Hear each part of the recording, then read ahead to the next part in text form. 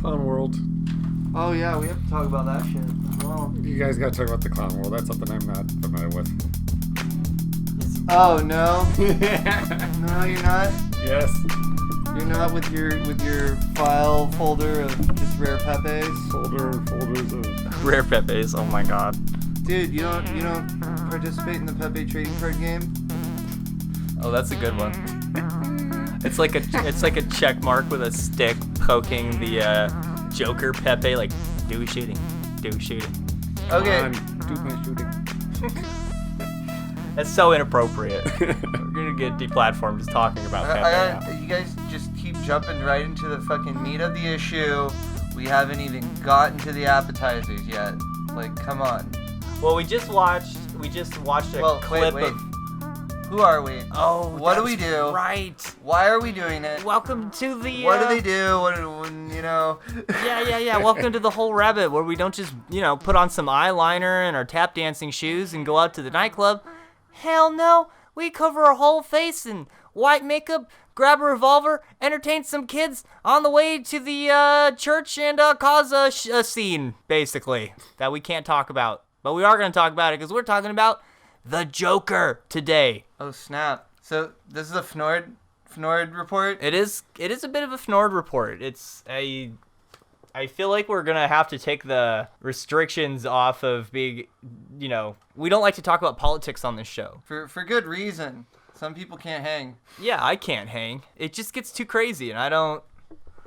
It's something that people hear everywhere, and magic and the occult is a valid retreat from that stuff into a dimension where. Except for when you run into people who think that, the occult is just another facet of the political strong-arm game. Well, I hear there's like a strong alt-right thing taking over Thelema. It sort of looks that way on Facebook. I'm not really hip to all that, but I see it happening on the periphery, Well, I guess if it's a part of their true will, they're like, you can't really, I don't know. Aleister Crowley, Heil Crowley. Yeah, they got weird this shit. Weird high Crowley. Heil Crowley, lightning thunderbolts. I don't know. They're fucking. Sounds dumb. Yeah. It sounds like they're trying to put two things together that are like not meant to go together. Well, I think we've gone enough radial out. Let's go prograde towards the subject. Okay, so what they had to have Joaquin Phoenix go on Jimmy Kimmel. Oh wait, okay, again, you're jumping straight to the meat. Let's talk about the Joker. Okay, what's the Joker movie? Oh, the Joker movie. Well, I mean, if you don't know what the Joker movie is, I'm sure you've been living under a rock. And then why are you even watching this episode? Because it's plainly labeled. Yeah. Plainly. By the way, there will be spoilers.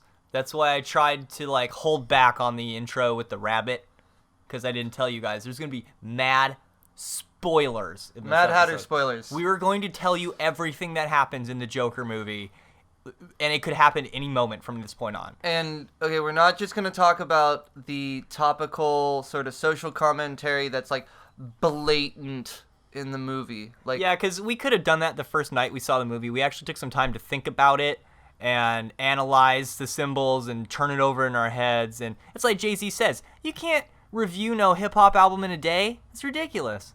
Yeah, so, you gotta, we're not just going to do that. We're going to actually break down all the occult symbols in there as well, because there was quite a few. Okay, so what was I don't know, where do we jump in first? I know Cody had a question. So we have a special guest on our show today as well. Yeah, let's talk about our special guest, because I'm your host, Luke Madrid, before we forget. I'm the other guy, Andrew Haskins. Indeed, and this is our guest. And I'm the guest, Cody Kempema. And who are you, Cody Kempema? Special guest, first time on the show?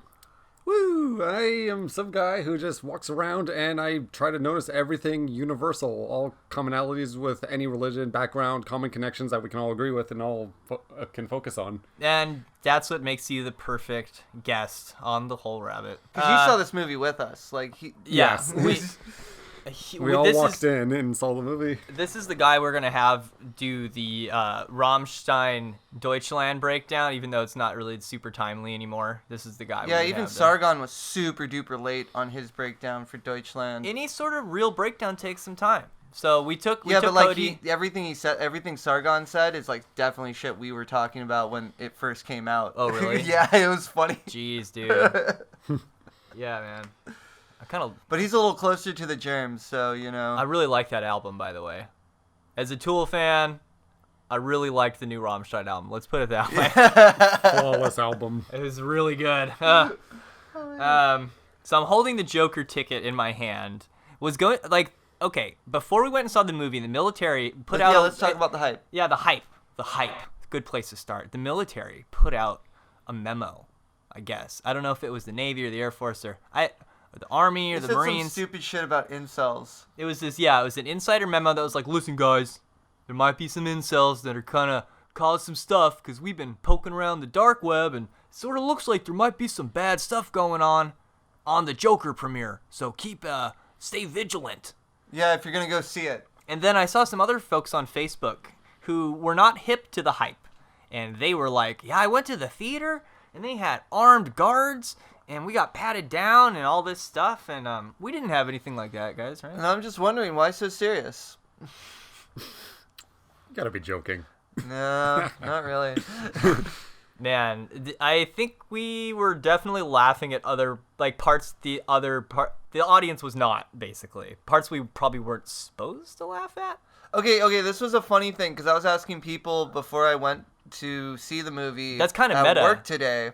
I was asking, hey, are you gonna go see this movie? I kind of don't want to, but kind of have to for this podcast. But I'm like, okay, you want to see it? And they're like, oh, no, I don't want to really see it. I'm not into those kinds of movies. I'm like, well, I don't even know what kind of movie it is. Is it a horror movie? Is it a psycho-thriller movie? And then I was like, I kind of had this funny idea. It's like, hey, what if it was a comedy? What if it turned out to be a comedy at the end? And I kind of think it was. Okay.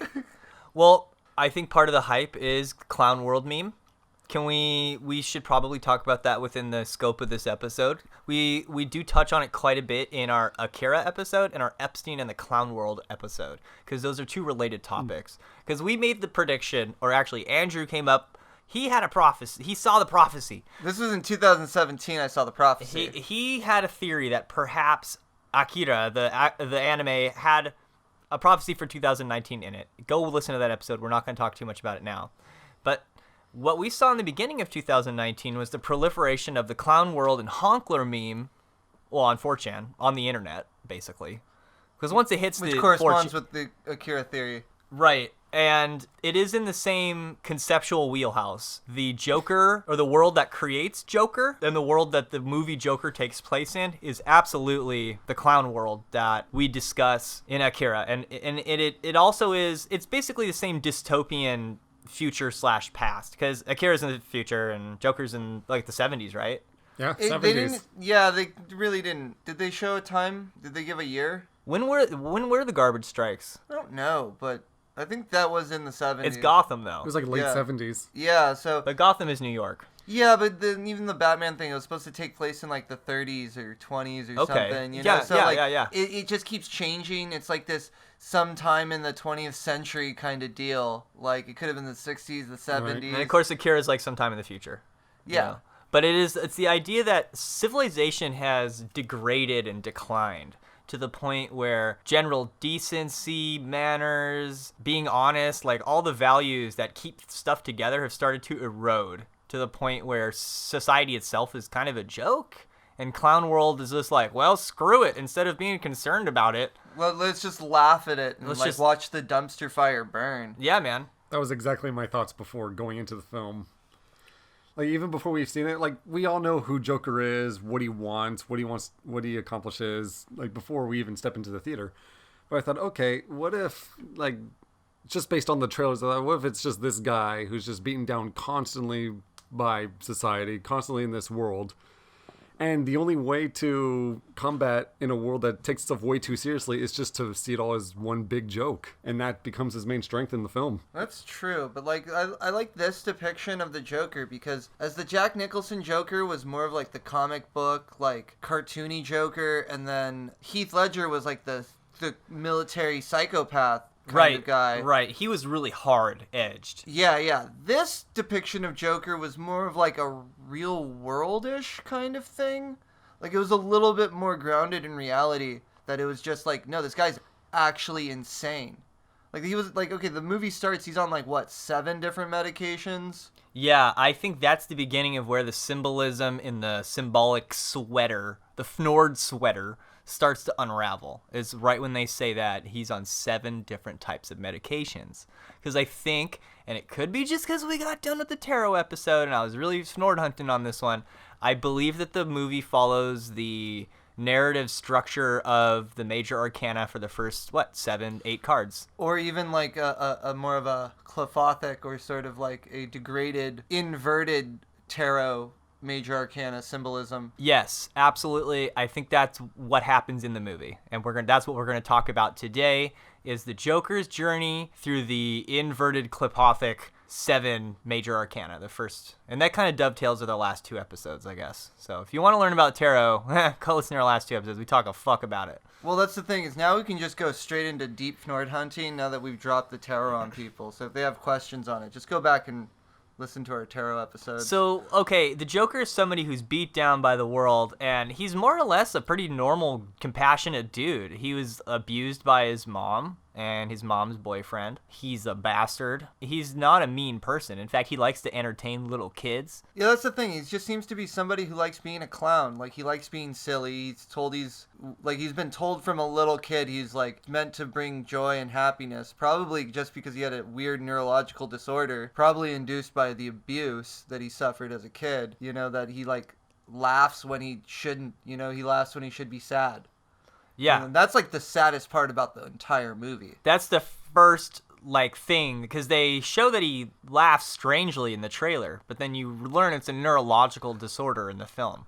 But, like, the laugh is, like, something creepy and weird. It's, like, it's not like a laugh or a cackle. It's, like, some weird demonic sort of thing. Like a demon laughing at you as you're about to die. You know? Like, some weird, creepy thing like that. I also love how cleverly the movie delivers that when he's on the bus entertaining the kid and he hands the woman the card that explains his condition. Yeah, and it's just the saddest scene. And then from then on, you begin to notice things that even when he's supposed to be sad, he's still laughing. And you can almost tell, like, he's shaking his head, nodding his head no when he does it. Like, Yeah, no, I don't. That laughing, he kind of hurts him. Like, it's causing him pain. He's coughing. He's drooling on himself. But isn't that what happens when you laugh? Sometimes you're like, stop, it's too funny. Yeah, but this is like, it almost registers to other people that he's like okay with something that he's not because he's laughing. And that's sort of the edge of the Joker, is like, why is everyone okay with what's going on? And he's sort of created from the stress and the pain that's put on him.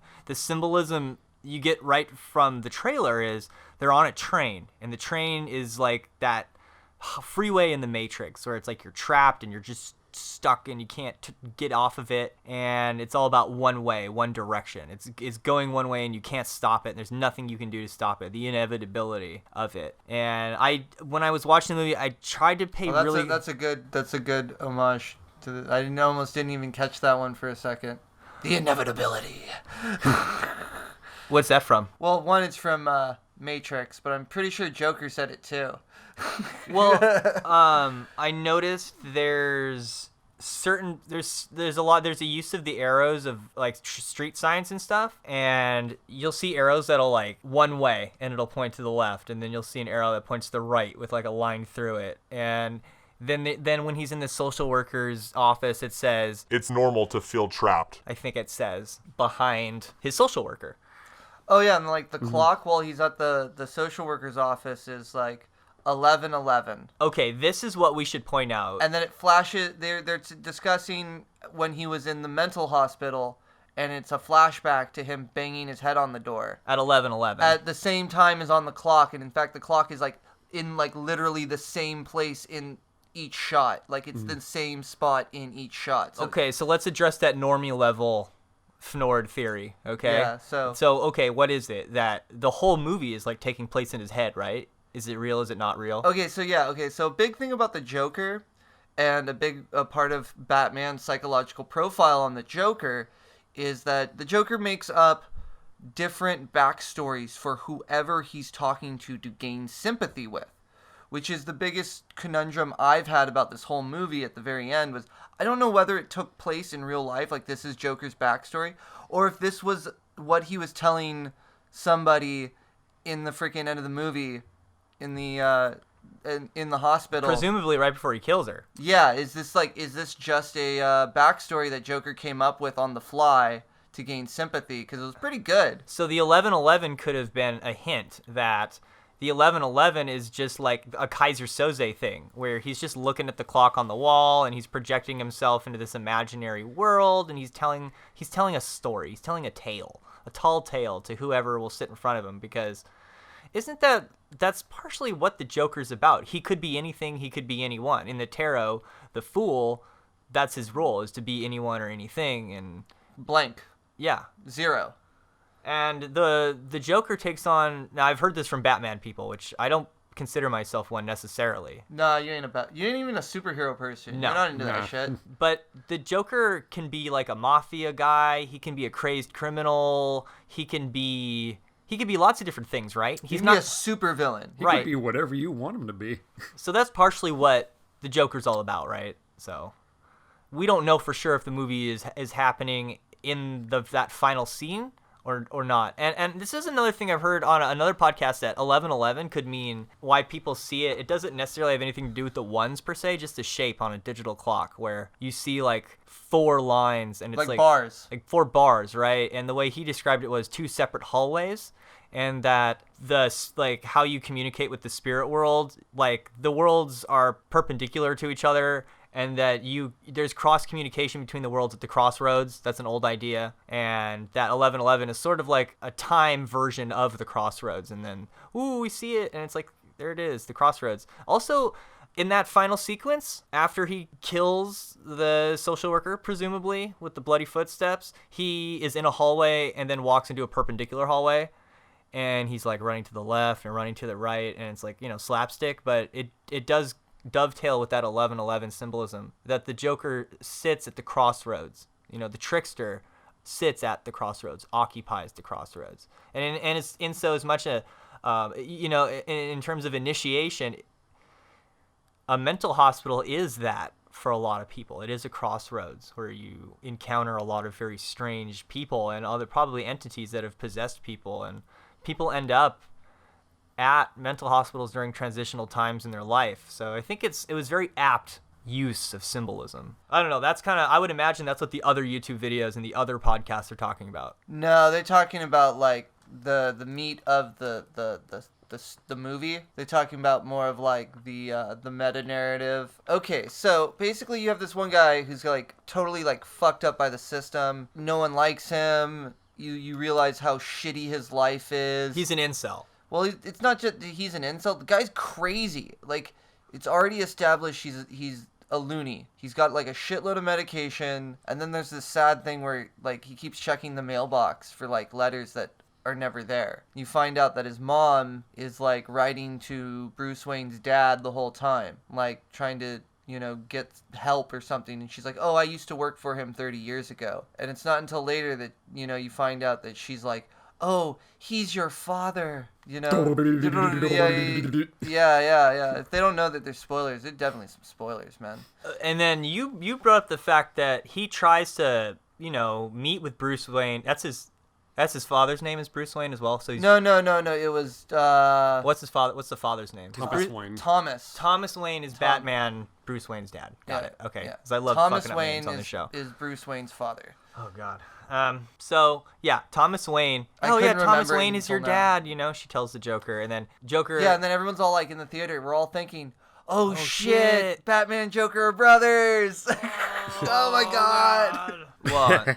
Well, it turns out that like, okay, so you're noticing like while this build up, you notice that like Arthur Fleck, the Joker's real name, like his normal persona name, AF. Yeah. Yeah, it's he's like developing these weird little mental things. He imagines himself a part of like the late night show with frickin' just like whoever like who's the frickin' actor? De Niro. Like whoever De Niro's playing. Very Requiem for a Dream.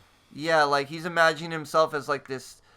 Like, he can talk to people in front of crowds and be funny and, like... One of those fantasy sequences he has. Yeah, he's just developing all these little fantasy sequences. But it turns out that his mom was developing those fantasy sequences as well. About, like, him being the frickin' the son of Thomas Wayne. And so the whole time he's trying to figure out what's going on with that. Everyone's telling him the truth, but he's like, why the hell are they all lying to me and being dicks? It's like, everyone's like, yeah, you're just this weird, creepy guy who's just coming up and fucking with our shit. Why are we dealing with you?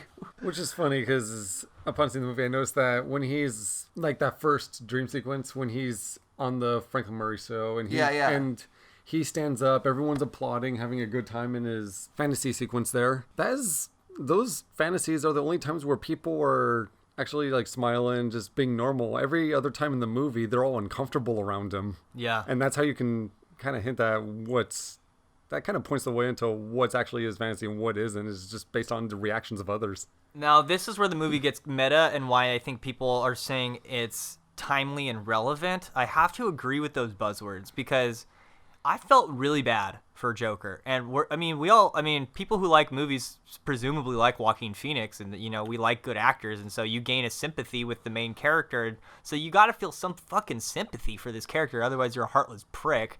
And I think that's part of what the meta narrative of the movie is like, do we have to be so fucking mean to incels? Do we have to project all of society's ills onto this group of people that can't get laid? Like, is that really fucking necessary? And then there's the thing. Where in the movie was there anything about incellery? Well, that's in the hype. Well, yeah, in the hype, because it was more about mental illness that I saw. It's all like, and isn't that part of the narrative itself? Is like, you wanna shit on people for being beta males when, like, dude, there's a lot of mental illness, and like we want to be so kind, and we want to be so what's the word? We want to be accommodating to minorities and minority issues, but here is a minority, the mentally ill, who are completely fucking invisible, just like Joker. They're invisible. You can't see if somebody is on the spectrum all the time. And if you can see that somebody is mentally disabled from across the street, you know for fuck sure that person's life has been fucking horrible. They have been passed through the system from one social worker to the next with no coherent plan necessarily from one worker to the next. They've had every sort of drug put on them, and people don't give them the time of day. People steal from them, people beat them up, people traffic them, and it's not really their fault. You know what I mean? And I think the movie did an excellent job of drawing attention to that one of the most oppressed minorities in this country are the mentally ill, and that we have the fucking arrogance to say, we oversimplify the problem. We act like fucking jocks ourselves. You know what I mean? Sorry to fucking rant a little bit, but yeah, I felt bad for the Joker. Joaquin Phoenix is a good actor too. Shit. Okay, I like the little sub-narrative about comedy that was in it, because, like, Joker's trying to be funny. He's all, like, one of the things when he's talking to his social worker, he's like, well, I'm also, like, she's like, I want to look at your journal that I told you to write, and he's like, well, I've been writing down jokes in it as well, because I'm pursuing this is what he says, is, as I've told you before, I'm pursuing a career in stand-up comedy. And she's just like, no, I don't remember you ever saying that shit.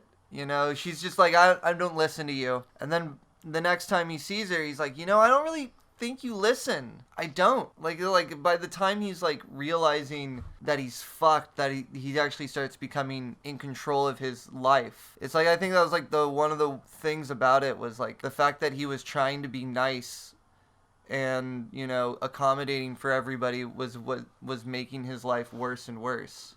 Okay, so the point, we noticed the first esoteric little jab, and we looked at each other in the theater when it happened, is after he commits his first murder, he makes his transition from being 0, the fool, to 1, the magus. And that's when he says, for the first time in my life, I realized that I exist, which is, I think that corresponds to the magus itself in the tarot. I did want to touch on something before we got away from it, how you mentioned how the movie's kind of fucking funny.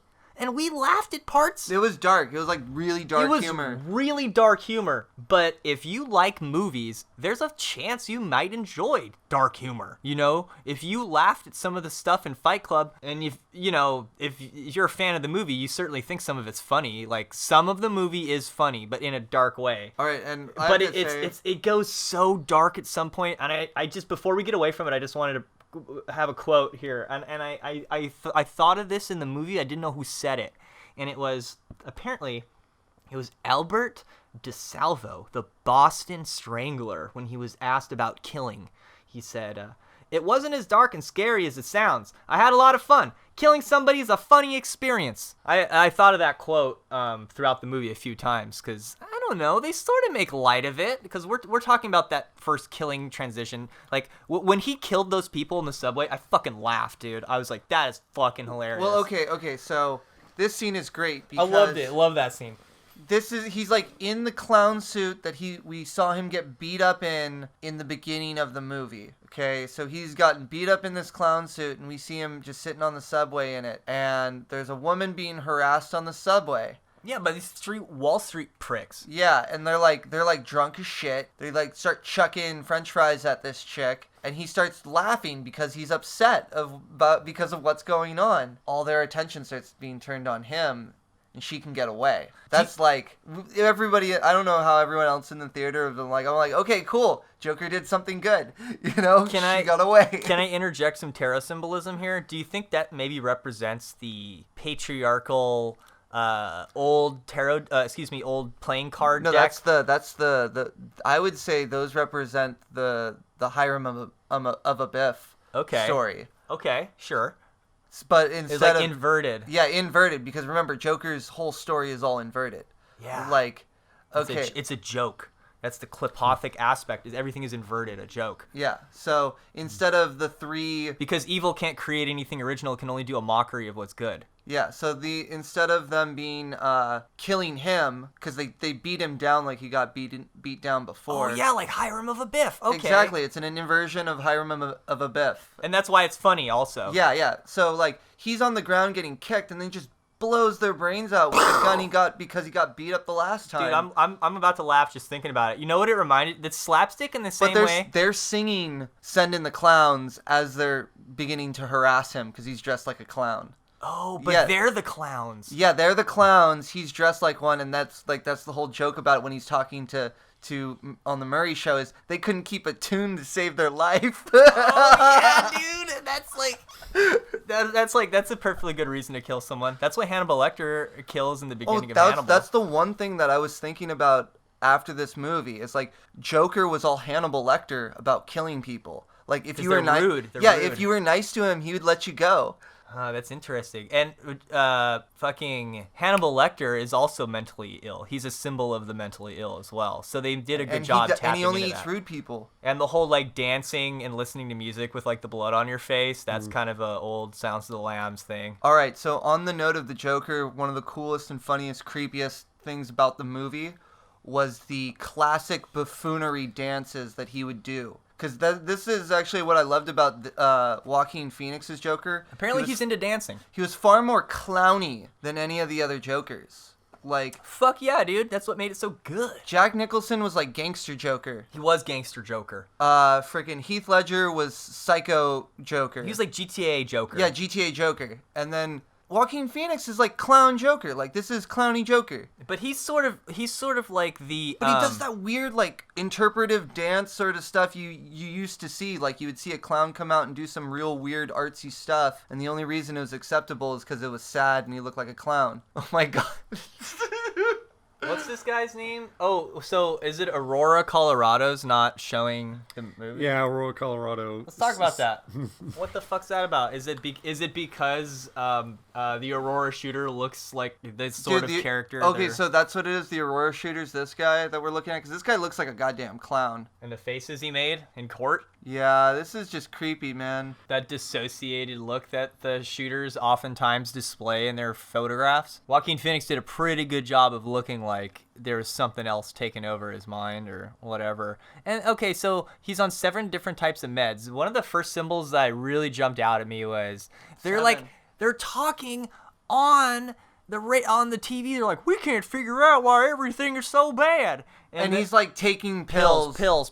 You see the bottle's empty and he's taking the last few pills that were left. And then it shows on the screen behind the talking heads on the TV, it says OD morning, which is this, the part of good morning, but all you see is OD morning. And so, there's a little bit of a pill problem going on.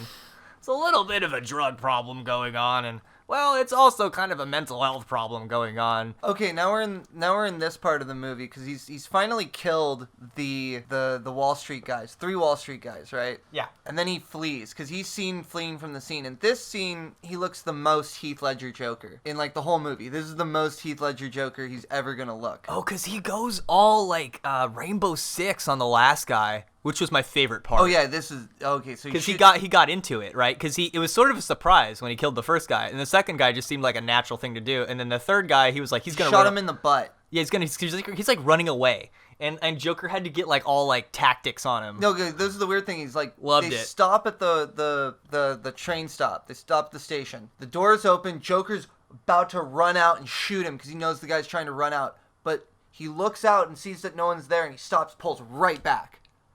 Waits. The guy's waiting too. And as soon as the doors are about to close, they both jump out and run. And the guy's just limping away. And oh my god, Joker's just chasing him. He knows what to do. He knows exactly what to do. And so this is when he becomes the magician, because he says, I exist, and then he ends up going to the girl's house and getting laid, supposedly. He hides in a bathroom being freaked out like any normal person would after murdering 3 people. Oh, yeah. Well, after like defending himself against 2 people and then murdering 1 person. Yeah. Yeah, that's what happened. Legally he murdered 1 person. Yeah, he did. Okay. He freaks out in the bathroom and does this weird, creepy, interpretive clown dance. And this was his transition moment. Yeah, and then he goes to apartment 8B. Because he lives in apartment 8J, I believe, if I wrote down my notes correctly. Actually, this is the one part where you have to really pay attention. Because he doesn't go into 8B. He goes into B. He doesn't go into 8B. Just B. Just B. On the door, it just says B. Pretty important. Yeah, because he didn't really go into the apartment. This is just a fantasy thing he came up with. We don't know that yet, but if you're paying attention to that shit on the door, you may have noticed it. Because I'm trying to figure out that stuff and like write it down while I'm in the theater. And so I thought... You only notice it until after he shows up the second time. So this is where the tarot sequence really gets involved. So he starts as a fool, he becomes the magician, and also... The girl he meets in the place becomes the high priestess. The high priestess, and I'll explain why in a second. But the Hebrew letter that corresponds to the magician, the magus, is Beth, which means house, right? And he ends up in her house in apartment B. Also, I believe he's in apartment J, like for Joker. And so there's this interplay of the masculine and the feminine, the Joaquin and Boaz. And even if you really think about it, you got Joker and Batman. Whoa. One is the personification of chaos and disorder, and one is the personification of like order and sorrow and limitation. And so there is Kabbalistic symbolism built into the Batman Joker story. And then you sort of mentioned that basically in this story, the Joker fails at saving his father from the underworld, which is like a Jordan Peterson level archetypal thing that the hero must do, right? Oh yeah, okay, so like the whole thing is that like he's with like you find like if you're going to do it that level, he's living with his mother. His mother is the Oedipal mother. Like yeah, it's painful. Happy, and he washes her, and it's just kind of creepy. She's the empress. Yeah, and it's just, but she's like the evil empress. The inverse, because they're all the inverse. Everything is the inverse. It's all Kliphofic. She tells him that Thomas Wayne is his dad, so now his father, or personified father, is now this untouchable figure that's running for mayor. So he's like, okay, now I have to go meet my dad, you know? And now he's like, well, I'm the magician. And he ends up meeting Bruce Wayne and doing magic tricks for him. And this is like more support for your idea that he's become the magician now. That he's actually doing magic tricks and stuff. But anyways... Because he slips in using his invisibility, because he's an invisible minority. Yeah, and so they tell him, look, get the fuck away. That bitch is crazy. You know, she got instituted. You were adopted. And he's like, wait, what? You know, like... They told him some shit about his life that he did not know, which is, I guess, kind of like fits like the whole thing about trying to find your father. But like, he didn't really save his father from the underworld because the idea was to reclaim some sort of like paternal character, but then it was like destroyed. And so that's playing back into like the fool. He has no root even. He just appears. He's just there. Yeah. Not only is his He didn't even know. Not his father. His mom isn't even his mother. Yeah, he didn't even know he existed. I mean, does he exist? You know? And yeah, it's fucking depressing. So that would make his father, supposedly, the father he's told, is the emperor. He's like, what's his first name? Thomas Wayne. Thomas Wayne. Tom Wayne is the emperor, and then he gets like slapped. All right, and like here's the funny thing is like apparently there's this subplot that like Thomas Wayne called all the people in Gotham clowns. Oh, This is really funny because we had a shitty boss who was totally like a clown guy himself, who would call everybody clowns. he had these big floppy shoes. Yeah, and just like this big red nose because he's just a fucking alcoholic. But like he used to call everybody a clown, even though he was like the clowniest person around. And so, and yeah, basically, it's like when the boss is calling you a clown, you know, sometimes you just gotta act like a clown. It's like, oh, I guess you want. I guess you want me to entertain you. Yeah, it's like okay. Because isn't that the role that the jester has? Is that he's the only one that's allowed to criticize the king? Yeah, that is part of the tarot thing. Is that only the fool, somebody who's beneath contempt, can criticize the people no one else can criticize. That's like the whole thing about why comedians are allowed to make fun of everybody. That's why you shouldn't fuck with comedy, because it's like it's actually a sin in our Western scheme of things. Oh, it's very interesting. It just leads to problems. Just let the comedians make jokes. Yeah, that's the role. That's helping keep society together. I don't need Yeah, to preach it. Jesus Lord. Yeah, just fuck off with your nonsense. Did you have something to say about the comedians and Joker? I forget. Just step in, dude. You gotta step in. You can always step in. I know yeah. I gotta step in, but Do you have? Yeah. Is there? Are we just running roughshod over everything you want to say? Like, is there like? oh no, there's well, when you get to some section, I'm gonna fill in a bunch, but Just tap us. But Just it's yell over us. it's funny when he's on the show that he says like, "Oh, you guys decide what is funny and what isn't funny," Yeah. Oh, and he's the one who comes out and says, "No, this is funny." Yeah. Okay. So all right. So before we get there, let's get to like the 'Cause whole Murray- movement. Let's get to the whole movement. All of my stuff is way later. Yeah, Murray yeah. is the hero fan. Yeah. So before we get there, because that's more along the line. That's also along the lines of saving your father from the underworld, which he wasn't able to do because he has been personifying this Murray guy as like who he wants to be his father. Like he's already shown in his little fantasies the guy saying, "Oh, I wish I had a son like you, Arthur." You know, like guy's just weird. So he's just like idolizing these characters. But before we get there, like so after his murder of the people in Wall Street, there's like this whole kind of Occupy Wall Street Antifa movement that gathers behind him with all the people in Joker masks, like they were Guy Fawkes masks, like they're anonymous or something. Right. And then there's sort of like a scene where, you know, a cop takes it too far with one of them. Like, doesn't he shoot one of them? Yep. Well, that's Just like in... that's a little later, but like the whole thing is that like So from a conspiratorial standpoint, this is just like the shadow government trotting out their old act badly, you know, Well, like, using movies. one of yeah, their like slogans- buy our mask and act badly campaign, you know? yeah, it's sort of one of those like MK Ultra, like okay, we've decided that you are allowed to break the rules in this way so that we can Yeah. this is also part of the Akira theory because this is exactly what the corrupt government official was doing in Akira. So part of our theory on this show is that that the shadow government that's trying to stop all of this disclosure from happening, aka Epstein in the clown world, is using social disrest and the clown world to get away with murder, basically. And that this movie, we had the theory, was put out there pretty much as a psyop to, you know, signal off another one of those act badly so we can punish you later kind of movements. Because another thing was that the Joker, all the people with the Joker masks on, all the Antifa types, they even had one of Antifa's slogans just changed a little. What was it? Okay, so in the movie it's kill the rich, but Antifa it's eat the rich. Oh, And that's so close. And it shows the clown with like the jagged teeth, and it's like if it just said eat the rich, it would be like, you know, it'd be exactly. It just seemed perfect, you know. I want to look up who first said that because I had a history teacher who would like say that joking, like kill the rich and eat their young. Yeah, it's some lefty shit, dude. But yeah, I guess the only thing I found was a modest proposal. So I mean, the funny thing is actually one of the people I watch on YouTube, Tim Pool, he came up with the same conclusion with his take on it. He's like, I don't want to spoil it, but basically all the people with the Joker masks and protesting, they're Antifa.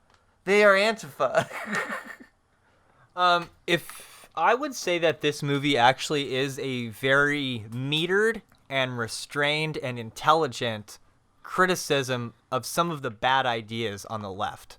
And I think that's obviously going to rustle people's tail feathers, because I did sort of touch on a lot of that stuff when I was ranting earlier, where it's like, I don't know what to really say about that, but like, okay, part of the reason the Joker says what he's doing is like, no one's decent anymore. No one has any decency, you know? And so he's like, you know, because there are no traditional values anymore, well, like, what are the values we have? You know, it's calling into question, have we gone too far into this, as Jordan Peterson would be like, oh, this postmodern, you know. A brave new world, man. I really sound stupid right now, so. No, it's a brave new world. That's the best way to put it. How far have we gone into this brave new world? Like, I'm okay with people being whatever, like, if they want to identify sexually as a sofa or marry a roller coaster, I'm fine with that, but we should be decent to people, you know. I agree with that. And the whole, I think that it was a criticism of the left. I mean, like, okay, the other day at work, I love this person dearly, but mass shootings came up in the context of Joker. And she was like, well, mass shootings are because of toxic masculinity. And then, like, the two guys in the room were like, shots fired. And we were like, yeah, well, how many guys abort their babies, you know? And, like, it got really, you know, it got really heated for a minute, you know? And, like, it got really, like, crazy for a second. And, I don't know. It's, I actually thought about this part of the show when I was going to talk about this a lot in my head, and now it's all drawn a blank. So I basically, the movie didn't cast the blame on minorities. It didn't cast the blame on women. It actually brings up more of an economic and like more of an economic dysfunction rather than anything else. And it drew attention to, like, yeah, stop picking on the incels. Like, some of them are mentally handicapped. Some of them had really bad childhoods. Some of them weren't raised right. You know, it's not okay to create a class of people that you just shit on whenever you want, and then blame them for everything that goes wrong. Like, yeah, that's the thing, is you can't create a class of people and blame them because you created them. You know, that's like a big problem. Is like, you can't just decide, oh, well, everyone's equal except the whipping boy. You know, that's it creates problems. It's like, oh, we want to be super, super, like, oh, it's okay if we're the good people, but fuck you. It's like, you know, if your mental illness is gender dysmorphia, you know, everybody claps. But if it's something else, like, shut up, clown. Like, you're awkward. You know, talk right. You know, stop laughing. You know, it's like, it's not the same for everyone. All right, so let's work our way to the Murray show. I made my case poorly, but I'm saying it was a very restrained criticism. Yeah, let's make our way to the Murray show, because, like, I think it needs a little build up before we get to it, because we have to describe how important this was to Arthur Fleck to get onto this show.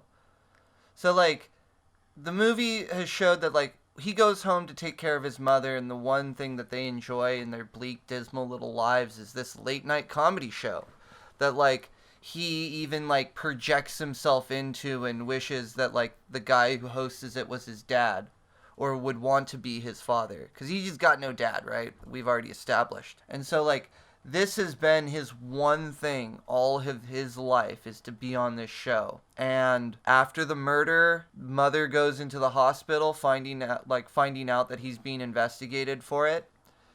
And he's sitting in the hospital, his mother had a stroke, and he looks onto the TV show, and he sees him like, they're making fun of somebody, and then they show him doing his stand-up routine, just beefing it hard, just crashing and burning, and then they just proceed to make fun of him. So in his lowest point, like, while he's down, he's just getting kicked again, and this is like a major theme just throughout the movie. He just keeps getting kicked while he's down, dude.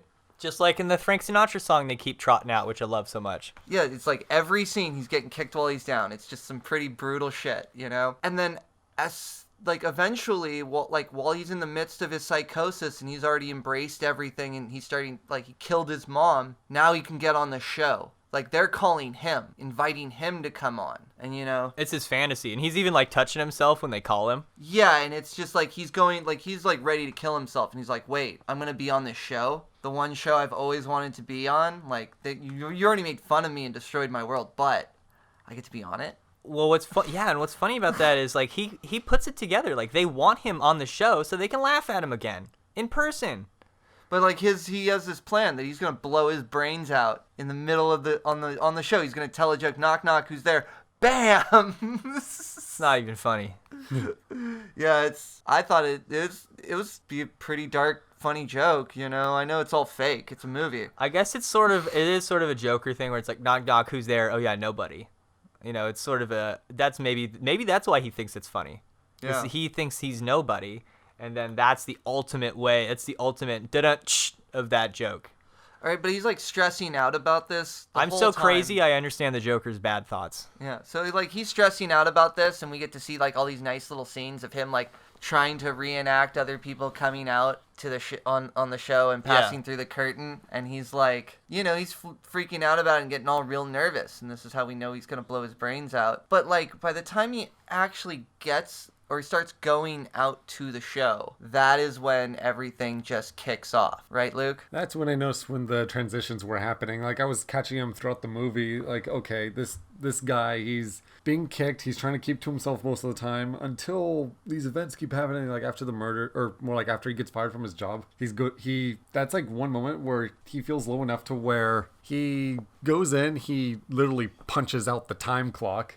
Oh, yeah, that's a funny joke. I think everyone thought that was hilarious. And he actually feels confident in himself going down the stairs. And I thought that was semi-important because it says, don't forget to smile. He blocks that out and it says, don't smile. Yeah, he was like, at that point, he was far more of the Joker. Because he's like, all right, I got nothing left to lose. Mm-hmm. I'm out. Yeah, usually when I saw him when it was depressing, he was ascending the city steps. And then that final scene where he's dancing down it. Oh, just yeah. like as he was. That he's like, okay, it finally kicked in. He's now the Joker. Okay, so those steps are very important. If we're going to actually like break down the symbolism, those stairs are like, because he had to ascend them to go back home and deal with his mother and be like happy. And he also ascended the stairs. He was on 9th Street when he committed his murders. 9 corresponds to Yesod and the mirror. And then he goes and he dances in front of the mirror. And then he sort of imagines his girlfriend, and that sort of becomes like his high priestess. And no, but those stairs, man, like, and ascend. Yeah, it's like ascending and going up to the higher worlds. Yeah. Yeah. But he's only confident going down it in the movie. Yeah, so he really has to go low. He has to take the lower path. Interesting. Yeah, that's the part where he feels the most confident, the most capable, and the most in touch with himself is in those moments. So do you think that's part of the weird evil psyop of the movie is like, you know, it's okay, it's normal to feel trapped, but you'll feel better as you decline. Yeah. That's kind of fucked up. But like, if you're just like, okay, this is Joker, right? And we all know Joker's a villain. Okay. You can just look at this movie and not get sucked into the symbolism and think that's telling you to do something. Right. That's partially what we do on this show, is why we talk about this stuff. Yeah, so like if you just take it as in like, this is Joker's story, this isn't telling you to do it, don't listen to it. So where are we going with this this conclusion where we're getting to the best scene in the movie. Okay. The best scene in the movie is the show when he gets onto the Douglas Murray show. Or not Douglas Murray, sorry. Douglas Murray Sumathram. What's the guy's name? The something Murray? Franklin Murray. So that I noticed that and I thought it said live MF, like live motherfucker on his, but all right, so he maybe not. Maybe it was FM. Live MF. I thought it said. Anyway, continue. So he's descending the stairs and he's like full Joker mode and he's loving it. In fact, this was like the only part I didn't like was that musical transition in this scene, which it almost pulled me out. You know. I still don't know what you're talking about. There was music in that scene, and then when the cops see him. No, it was a song. Poor song choice. It was an alright song. It was a decent song choice for the scene, and then it transitions to the score. Oh, okay. Right? And that was where, like, that one scene everyone saw in all the trailers. I'm sure I'll notice it when I see it again. Yeah, and it almost killed it for me. I'm like, oh, God, it just pulled me out. But then it all kicks off. Suddenly the cops are chasing him, you know, and he can just, like, run through cars. Like, he's just getting smacked by cars and running through. Then he makes it to the subway, and this is where the shit goes off, because the cops are just chasing him. And he grabs one of the Joker masks, and eventually somebody just, doesn't like the fact that the cop's waving a gun around and grabs it. Then it goes off, and then everyone jumps on the cop. Right. And this is where really the cops can't do anything when you actually when everyone's fighting back. And this is more of if you're a dog and you're hearing the dog whistles, this is telling you Antifa to start acting badly so they can punish you later. Right. And Joker, most of the chaos in the movie was caused by him, but he didn't plan it. He didn't care politically at all. It just happened from his actions and just escalated. Oh yeah, it was more chaotic than it was. I don't care about malicious politics, Murray. Yeah, I'm not political, Murray. Man, I love it. Okay, so now it's the funny thing is actually while he's running from the cops, he's legitimately scared. He's oh God, they're gonna get me. He's a real regular fucking person. Yeah. This is the funny part. But then he's psycho at the same time. So when he can, he does funny little shit. When you see the cops getting beaten on the ground by all the people. Dancing. Yeah, he starts doing a little dance, and it was the fucking funniest. Oh man. The fucking funniest. And then he's smoking cigarettes. How long has it been since you've seen somebody in a movie smoking cigarettes? Just smoking away. Yeah, or a TV show even. Yeah. I think it was Constantine last time I saw somebody smoking cigarettes like that to look cool. Yeah. Kind of looks cool, but you realize it's scuzzy at the same time. Yeah, and it's also sad because he's doing it to relieve all that fucking stress. He's a fool. Yeah, it's pretty good, but he makes it to the show, and they're like, "Why are you dressed up like a clown?" Yo, dude, there's all sorts of weird political demonstrations going on outside. It'd be somebody coming to late night with a Guy Fawkes mask on during Occupy Wall Street. Right. It's so okay. Yeah. Or painted up like Guy Fawkes during Occupy Wall Street. Right. So they're like, "Yo, we can't have this." And he's like, "No, man, let me get on this," and finally they let it. They're like, "Okay, we're gonna fucking do it. We're just gonna do the show," and he's getting ready to be introduced. And this is where he goes into that weird, clowny, expressionist dance stuff that's just super creepy, right? And, if you know anything about old school clowny shit, you're just like, oh, man, it's so creepy and weird and clowny. I thought the first time he did it, the music sounded a little like wing, wing, like Asia, he was doing his Tai Chi. Oh, it sounded more like Midsummer. Yeah. The musical score sounded more like Midsummer. So both movies we've done Fnord reports on now have had a very similar score weird creepy strings, deep strings. So I guess maybe we'll try and put those in, when we redo the sound for the intro. Yeah. So yeah, but when he's finally introduced, he comes out and he's loose. He's the loosest he's ever been in the entire movie. He's just having fun. And we're all thinking he's gonna come out all awkward, and he just starts doing little sachet thing across he makes an entrance, the biggest entrance anyone's ever seen. In fact, the dude says wow, that has to be the best entrance I've ever seen. And then they think he's really funny at first, and then it gets really awkward. Almost it gets awkward when you're watching one of these cringe. that one incel kid who shot up Isla Vista. When you watch his video talking about why how he's the supreme gentleman and now all this and that, it's so awkward. It's god damn, they nailed that whole how when a psycho starts talking, it's just Jesus Christ, ugh, Yeah, and he just he goes from oh, I idolize this guy, he was just in the back room oh dude, you're my hero, to oh fuck you. It's you're awful. Yeah, you're a terrible person. And then eventually they're just they're having a little fight, and it's almost they have to be as coy as they can be, but they're jabbing at each other with words to the point where he's okay, I'll tell you a little joke, and then he just flips out. Loses it. This is the most real I've ever seen somebody flip out and start screaming, because his voice is breaking while he's telling him you're terrible, this is what you get. that is the one moment where it forced me to look at the entire movie in retrospect, because it actually played that role really well, where it's this guy's being beat down, and then in the beginning, and before he was going to go on the show, he contemplated shooting himself, but then something happened where he pointed the gun out at them, because even in the show, he's like, I got nothing left. I might as well just admit I murdered those 3 subway men. I might as well just go all out. And then, he points the gun at them. Oh, yeah, because that was the big thing. He's all like, okay, why are you dressed like this? Is it political? And he's like, no, I'm not political. And then he's like, well, I guess it all started when I shot those 3 guys. And then they're like, whoa, did you shot that guy? Because the whole time everyone knows it was a clown who did it. And, like, suddenly there's this clown on late night called Joker. He even got introduced as Joker. It was pretty dope. And now he's like, oh, yeah, I totally shot those people. And this whole thing's going. He's like, do you think I could start a movement? And it's like, no, they did. Yeah, like, and that was the whole thing. It's like the clown world created the movement itself. Yeah, and then, like, by the very end, he's like, you get what you deserve, and blows the guy's brains out. Stands up, confused, turns back at him, shoots him one more time, then turns away, comes back, drops the gun. Like, this was not planned. Nothing about that was planned. It was very chaotic. Yeah, this was the best depiction of how the Joker is. It's like, the Joker doesn't know what the Joker's gonna do.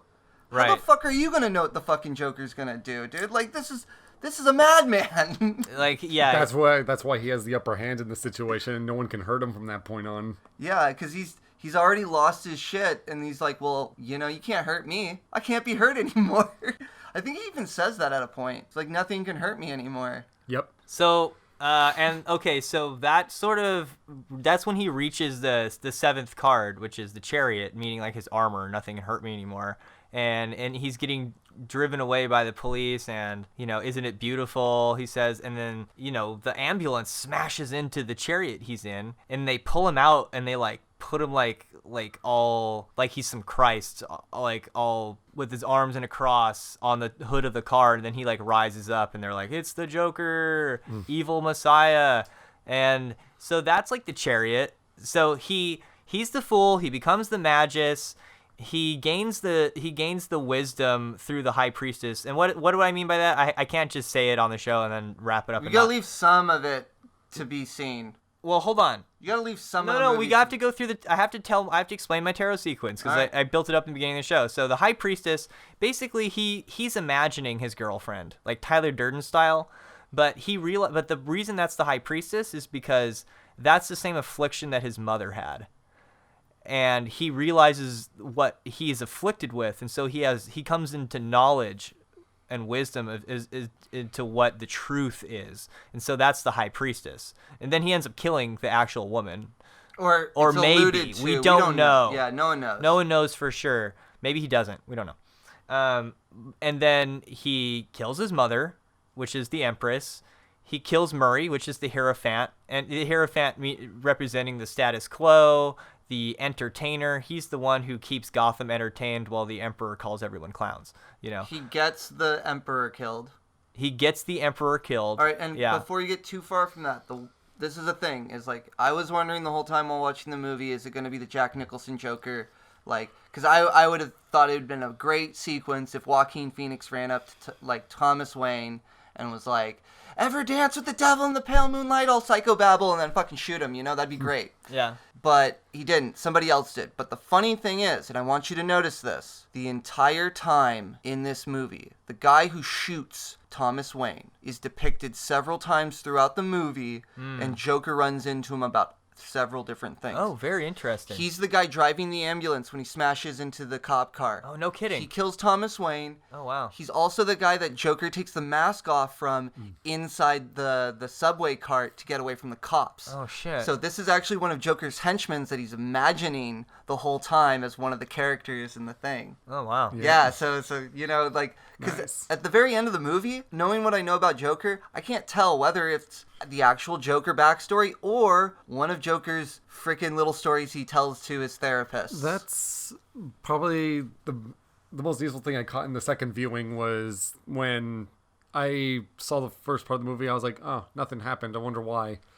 And then when I went to go see it a second time, I paid less attention to the movie and I watched the audience, where they would be surprised, where they would laugh, and I was surprised how ambiguous the movie was, to the point where it's so open to interpretation, where the Joker really is kind of a blank slate and you can interpret his background any way you want. Yeah, and it'll always keep you guessing. Yeah, because that's our that was our whole political thought about it afterwards, that like the right and the left were going to take this to be like, look, see the other guy? This is talking about them, right? I think that is happening a little bit, but not to the degree I thought it would. So No. I mean, because that was your whole thing about the final shot in the movie, as he's running from right running to left. right, is he on the left? But Is he he's on the being right? chased away from each side by somebody. He's being chased, almost as if everyone's an idiot just to follow him. You know, because that's sort of the, like, why are we following a clown? I mean, the movie was pretty neutral in itself, yeah. And like how you said, like, it's the same guy. I didn't notice that, but that's very interesting because it's sort of like saying, like, bad people will take advantage of this situation that victimizing this person ultimately has created. You know, it's like saying there's all these dynamics in play. And then I think to wrap up the episode, and to wrap up the tarot symbolism, as he wraps up with the Chariot, which means he's sort of like put all of those forces underneath him, and he's united all of them within his psyche, within himself. Or because it's inverse, he's annihilated them completely because his Chariot is destroyed, you know, and part of his power is part of his being the reason he's impervious is not because he has armor, but because he doesn't, because he's a soft target. And so it's all inverse tarot symbolism. It's all Klipothic, and then I think the thing that double proves it is the whole ace in the hole that's behind him when he's standing on the car, which you said, as you know more about Batman than I do, that in the inverse world, the ace is the Joker, the good guy. Yeah. And then there's Batman's like the bad guy? Yeah, the red ace. The red ace. Yeah, he's Owlman is the bad guy in that universe, and the Red Ace is the good guy.